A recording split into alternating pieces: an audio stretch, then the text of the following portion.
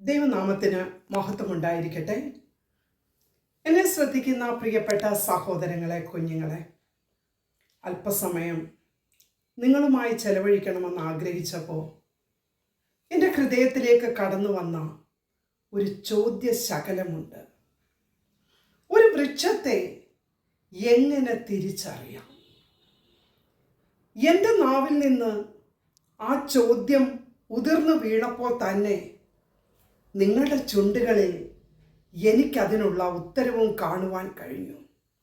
അതെ, മത്തായിയുടെ സുവിശേഷം 7-ാം അധ്യായം അതിൻ്റെ 16-ാം വാക്യം വിളിച്ചു പറയുന്നു, അവയുടെ ഫലങ്ങളാൽ നിങ്ങൾക്ക് അവയെ തിരിച്ചറിയാം. തുടർന്ന് വായിക്കുന്നു, മുള്ളുകളിൽ നിന്ന് മുന്തിരിപ്പഴവും ഞെരിഞ്ഞിലുകളിൽ നിന്ന് അത്തിപ്പഴവും പറിക്കുമാറുണ്ടോ? നല്ല വൃക്ഷമൊക്കെയും നല്ല ഫലം കായ്ക്കുന്നു, ആകാത്ത വൃക്ഷമോ ആകാത്ത ഫലം കായ്ക്കുന്നു. നല്ല വൃക്ഷത്തിന് ആകാത്ത ഫലവും ആകാത്ത വൃക്ഷത്തിന് നല്ല ഫലവും കായ്പാൻ കഴിയുന്നതല്ല. എന്നെ കേൾക്കുന്ന പ്രിയപ്പെട്ട സഹോദര, പരിശുദ്ധാത്മാവ് വൃക്ഷത്തെ രണ്ടായി തിരിക്കുന്നു, നല്ല ഫലം കായ്ക്കുന്നതും ആകാത്ത ഫലം കായ്ക്കുന്നതും. എന്താണ് നല്ല ഫലം കായ്ക്കുന്നത്? യിരെമ്യാ പ്രവാചകന്റെ പുസ്തകം 17-ാം അധ്യായം അതിൻ്റെ 7-ാം വാക്യം ഇങ്ങനെ വായിക്കുന്നു, യഹോവയിൽ ആശ്രയിക്കുകയും യഹോവ തന്നെ ആശ്രയമായിരിക്കുകയും ചെയ്യുന്ന മനുഷ്യൻ ഭാഗ്യവാൻ. എന്നെ കേൾക്കുന്ന പ്രിയപ്പെട്ട സഹോദരങ്ങളെ, ഒരു നല്ല ശതമാനം മനുഷ്യരും ദൈവത്തിൽ ആശ്രയിക്കുന്നവരാണ്. പ്രഭാതത്തിൽ എഴുന്നേൽക്കുന്നു, പ്രാർത്ഥിക്കുന്നു, സത്കർമ്മങ്ങൾ ചെയ്യുന്നു, സന്ധ്യായാമത്തിലും പ്രാർത്ഥനയോടെ കിടക്കയിൽ അഭയം തേടുന്നു. എന്നാൽ മറ്റൊരു കൂട്ടരുണ്ട്, ദൈവം മാത്രം ആശ്രയമായിരിക്കുന്നവർ. ആരാണവർ? മുന്നിൽ ശൂന്യത മാത്രം കാണുമ്പോഴും മുന്നോട്ടുള്ള വഴി ഏതെന്നറിയാതെ പകച്ചു നിൽക്കുമ്പോഴും ചവിട്ടി നിൽക്കുന്ന ഭൂമി, മണ്ണ് പാദങ്ങൾക്കിടയിലൂടെ ഒലിച്ചു പോകുന്നു എന്ന് തോന്നുമ്പോഴും ദൈവത്തിൽ മാത്രം ആശ്രയിക്കുന്ന ഒരു ഭക്തൻ ഇങ്ങനെ വിളിച്ചു പറയുവാൻ കഴിയും, കൂരിരുൾ താഴ്വരയിൽ കൂടെ ഞാൻ നടന്നാലും ഒരനർത്ഥവും എനിക്ക് ഭവിക്കയില്ല. മരണനിഴലിൻ്റെ താഴ്വരയിലാണെങ്കിലും എനിക്ക് ആശ്രയം സർവശക്തനായ ദൈവമാണ്. ഞാൻ ഒരു നിമിഷം നിങ്ങൾക്ക് ഏവർക്കും അറിയാവുന്ന ഒരു കഥ പറയട്ടെ. ഒരിക്കൽ ഒരു യൗവനക്കാരനായ പുരുഷൻ തൻ്റെ ജീവിതത്തിൻ്റെ ഏറ്റവും സന്തോഷകരമായ വേളയിൽ ഒരു ദിവസം സൂര്യാസ്തമയം കാണുവാൻ കടൽപ്പുറത്തേക്ക് നടക്കുവാനിടയായി. അസ്തമിക്കുന്ന സൂര്യനെ കണ്ടപ്പോൾ നട്ടുച്ചയ്ക്ക് തലയ്ക്ക് മുകളിൽ ഉദിച്ചു നിന്ന സൂര്യൻ അതിൻ്റെ ശോഭയോടെ അസ്തമിക്കുന്നത് കണ്ടപ്പോൾ അസ്തമ സൂര്യൻ്റെ കിരണങ്ങളെ തൻ്റെ ക്യാൻവാസിൽ പകർത്തിയ മനുഷ്യൻ തൻ്റെ കാലിനെ കടിച്ച് കയറി വന്ന തിരകളുടെ കടൽ ഭിത്തികളിൽ തട്ടി അത് തിരിച്ചു പോകുന്നതും കണ്ടപ്പോൾ കടലിൻ്റെ സംഗീതത്തെ കേട്ടവൻ സന്ധ്യായാമത്തിൽ മടങ്ങിപ്പോകുമ്പോൾ അവൻ ഒരു കാര്യം തിരിഞ്ഞു നോക്കിയപ്പോൾ ശ്രദ്ധിച്ചു, എൻ്റെ 2 കാൽച്ചുവടുകളോടൊപ്പം ഇതാ മറ്റ് 2 കാൽച്ചുവടുകളും എന്നോടൊപ്പം സഞ്ചരിക്കുന്നു. അവന് മനസ്സിലായി, എൻ്റെ സന്തോഷവേളയിൽ എൻ്റെ കരം പിടിച്ച് നടക്കാൻ സർവശക്തനായ ഒരു ദൈവമുണ്ടെന്ന്. എന്നാൽ പ്രിയ സഹോദരങ്ങളെ, കാലം അതിൻ്റെ യാത്ര തുടർന്നപ്പോൾ ജീവിതത്തിൽ തന്നോടൊപ്പം ഉണ്ടായിരുന്ന പ്രിയപ്പെട്ടവർ പലരും കാലയവനികൾക്കേക്ക് മറഞ്ഞപ്പോൾ കുഞ്ഞുങ്ങളുടെ വിദ്യാഭ്യാസത്തിനും മറ്റു കാര്യങ്ങൾക്കുമായി തൻ്റെ യൗവനത്തിൽ ഉണ്ടാക്കിയ സകല സമ്പാദ്യങ്ങൾക്കും സീറോ ബാലൻസ് എഴുതിയപ്പോൾ ആരുമില്ല ഈ വാർദ്ധക്യത്തിലെന്ന് തിരിച്ചറിഞ്ഞ ഒരു നിമിഷം വീണ്ടും ആ അസ്തമന സൂര്യൻ്റെ ഭംഗി കാണുവാൻ, ശോഭ കാണുവാൻ കടൽ തീരത്തെത്തിയ ആ മനുഷ്യന് ഒരു കാര്യം മനസ്സിലായി. ഉദിച്ചുയർന്ന് എത്ര നിന്നാലും സൂര്യന് ഒരസ്തമനത്തിൻ്റെ സമയമുണ്ട്. അതെ, യൗവനത്തിൽ തുള്ളിച്ചാടി നടന്ന എൻ്റെ ജീവിതവും അസ്തമിച്ച് തീരാറായെന്നുള്ള തിരിച്ചറിവ് വന്നപ്പോൾ തൻ്റെ കാൽപാദത്തിലേക്ക് അടിച്ചു കയറിയ തിരകൾ തന്നോട് അവരുടെ ഉള്ളിലെ ദുഃഖം പങ്കുവച്ചിട്ടാണ് തിരിച്ചു മടങ്ങിപ്പോയതെന്ന് കണ്ടപ്പോൾ ആ വാർദ്ധക്യത്തിലുള്ള മനുഷ്യൻ സന്ധ്യ കഴിഞ്ഞപ്പോൾ തിരിച്ചു നടന്നപ്പോൾ ഒരു കാഴ്ച കണ്ട് ഞെട്ടിപ്പോയി. എന്താണെന്നല്ലേ, അവൻ തിരിഞ്ഞു നോക്കിയപ്പോൾ ഇതാ രണ്ട് പാദങ്ങൾ മാത്രമേ ആ കടലിൻ്റെ തീരത്തു പതിയുന്നുള്ളൂ. അവൻ തളർന്നു പോയി. പലരും ജീവിതത്തിൽ ഒറ്റപ്പെടുത്തിയപ്പോൾ, മാറ്റി നിർത്തിയപ്പോൾ അവൻ തളരാതിരുന്നത് അവൻ ആ 2 പാദങ്ങൾ കണ്ടപ്പോൾ തളർന്നു പോയി. അവൻ മുഖം പൊത്തി ഇങ്ങനെ ചോദിച്ചു, എൻ്റെ വേദനയുടെയും വാർദ്ധക്യത്തിൻ്റെയും സമയത്ത് എല്ലാവരും എന്നെ കൈവിട്ടപ്പോഴും നീ എന്നോട് കൂടെ ഇരിക്കാമെന്ന് അരുളി ചെയ്ത ദൈവമാ നീയും എന്നെ കൈവിട്ടെന്ന് ഞാൻ അറിഞ്ഞില്ല. കണ്ണടച്ച് കണ്ണുനീരൊലിച്ചുറങ്ങുന്ന മുഖവുമായി നിന്ന ആ മനുഷ്യനോട് ആരോ ചുമലിൽ തട്ടി പറയുന്നത് പോലെ തോന്നി, മകനെ, നീ നിന്റെ സന്തോഷവേളയിൽ യൗവനത്തിൽ രക്തം തിളച്ചു നിന്ന സമയത്ത് ഞാൻ നിന്റെ കരം പിടിച്ചായിരുന്നു. നീ കണ്ട 4 പാദങ്ങളിൽ 2 എൻ്റേതായിരുന്നു. നീ ജീവിതത്തിൻ്റെ ഉന്നതങ്ങളിലേക്ക് ചാടിക്കടന്നപ്പോൾ എൻ്റെ കരമാണ് നിന്നെ ഉയർത്തിക്കൊണ്ട് വന്നത്. എന്നാൽ ഇപ്പോൾ നീ കണ്ട ആ പാദങ്ങളുണ്ടല്ലോ, അത് മറ്റാരുടെയുമല്ല, സർവശക്തനായ ഞാൻ നിന്നെ ശരിക്കും മനസ്സിലാക്കി. നിനക്ക് തനിയെ ഈ വാർദ്ധക്യത്തിൽ നടക്കാൻ കഴിവില്ല എന്ന് കണ്ടപ്പോൾ എൻ്റെ കരങ്ങളിൽ നിന്നെ കോരിയെടുത്ത് ഞാൻ എൻ്റെ തോളിലേറ്റി നിന്നെ നടത്തുകയായിരുന്നു. നീ കണ്ട ആ പാദങ്ങൾ നിൻ്റേതല്ല പൈതലേ, അത് എൻ്റെ പാദങ്ങളാ. എന്നെ കേൾക്കുന്ന പ്രിയപ്പെട്ട സഹോദര, പിതാവേ, ജീവിതത്തിൽ ആരുമില്ല ഒറ്റപ്പെട്ട വ്യക്തിയാണോ നീ? ഗൾഫിലെ ജോലി കണ്ട് വലിയ വീട് വയ്ക്കാനായി തയ്യാറെടുത്ത വ്യക്തിയാണോ?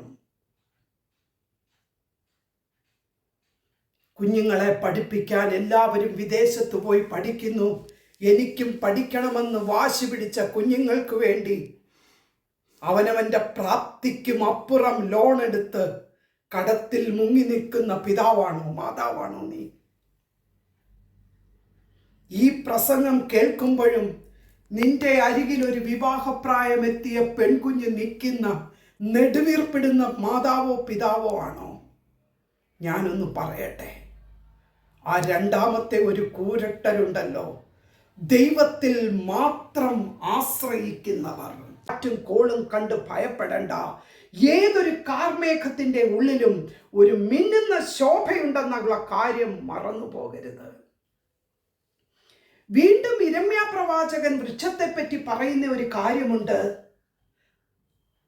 അവൻ വെള്ളത്തിനരികെ നിൽക്കുന്നതും ആറ്റരികെ വേരൂന്നിരിക്കുന്നതുമായ വൃക്ഷം പോലെയാകും. ഉഷ്ണം തട്ടുമ്പോൾ അത് പേടിക്കയില്ല. അതിൻ്റെ ഇല പച്ചയായിരിക്കും. വരൾച്ചയുള്ള കാലത്തും വാട്ടം തട്ടാതെ ഫലം കായ്ച്ചുകൊണ്ടിരിക്കും. ഒന്ന് ശോധന ചെയ്യാമോ താങ്കൾ എങ്ങനെയുള്ള വൃക്ഷമാണെന്ന്? ഒരിക്കൽ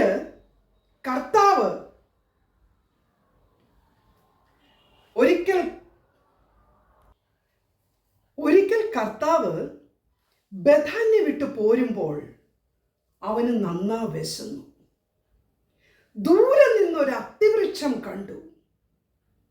അടുത്ത് ചെന്ന് അതിനകത്തു ഫലം കാണുമെന്ന് കണ്ട് അതിൻ്റെ ഇലകൾക്കകത്തൂടെ നോക്കിയപ്പോൾ ഇലയല്ലാതെ ഒരൊറ്റ ഫലം പോലും ആ അത്തിവൃക്ഷത്തിൽ കാണുവാൻ കഴിഞ്ഞില്ല. എന്നെ കേൾക്കുന്ന പ്രിയപ്പെട്ട സഹോദരി, വീടിൻ്റെ മുൻപിൽ തഴച്ചു നിൽക്കുന്ന ഫലമില്ലാത്ത അത്തിവൃക്ഷമാണോ നിങ്ങൾ? നിങ്ങളുടെ ചുവട്ടിൽ നിന്ന് ഒരല്പം ആശ്വാസം പ്രാപിപ്പാൻ, അല്ല എങ്കിൽ വിശക്കുന്നവന് ഒരു നേരത്തെ ആഹാരം കൊടുപ്പാൻ, മാറി ഉടുക്കാൻ വസ്ത്രമില്ലാത്തവന് ഒരു വസ്ത്രം കൊടുക്കുവാൻ നീയാകുന്ന വൃക്ഷത്തിന് സാധിക്കുന്നുണ്ടോ? അതോ പടർന്നു പന്തലിച്ച് ഫലം കൊടുക്കാതെ നിൽക്കുന്ന ആ അത്തിവൃക്ഷമാണോ? കർത്താവ് പറയുന്നു, ഇപ്പോൾ തന്നെ വൃക്ഷങ്ങളുടെ ചുവടിന് കോടാലി വെച്ചിരിക്കുന്നു. നല്ല ഫലം കായ്ക്കാത്ത വൃക്ഷമൊക്കെയും അവൻ വെട്ടി തീയിലിട്ട് കളയുന്ന സന്ദർഭമാകുന്നു. നിങ്ങൾ ഭൂമിയുടെ ഉപ്പാകുന്നെന്നും ഉപ്പ് കാരമില്ലാതെ പോയാൽ അതിനെ കൊണ്ട് എന്ത് പ്രയോജനമെന്നും ചോദിക്കുന്ന കർത്താവ് ഇനിയെങ്കിലും നല്ല ഫലം കൊടുക്കുന്ന നല്ല വൃക്ഷമാകാൻ കഴിയുമോ? എന്നെ കേൾക്കുന്ന പ്രിയപ്പെട്ട സഹോദര സഹോദരി, ഞാൻ ഒരാളെയും കൂടെ പരിചയപ്പെടുത്തി ഇരിക്കാൻ ആഗ്രഹിക്കുന്നു.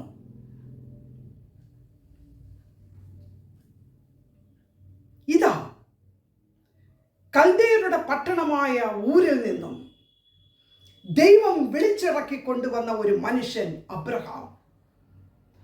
അബ്രഹാമിന്റെ മടിയിൽ വളർന്ന ഇസഹാക്ക്, ഇസഹാക്കിന്റെ മടിയിൽ വളർന്ന യാക്കോബ്, യാക്കോബിന് 12 പുത്രന്മാർ. അവന്റെ മരണകാലം അടുത്തപ്പോ യാക്കോബ് തൻ്റെ പുത്രന്മാരെ അരികിൽ വിളിച്ച് അവരെ എല്ലാവരെയും അനുഗ്രഹിക്കുകയാണ്. യാക്കോബിന് 12 പുത്രന്മാരായിരുന്നു. അവൻ പറയുകയാണ്, രൂബേൻ എൻ്റെ ആദ്യജാതൻ, യഹൂദ ഒരു ബാലസിംഹം, ദാൻ വഴിയിൽ ഒരു പാമ്പ്, ഗാദ് കവർച്ചപ്പട.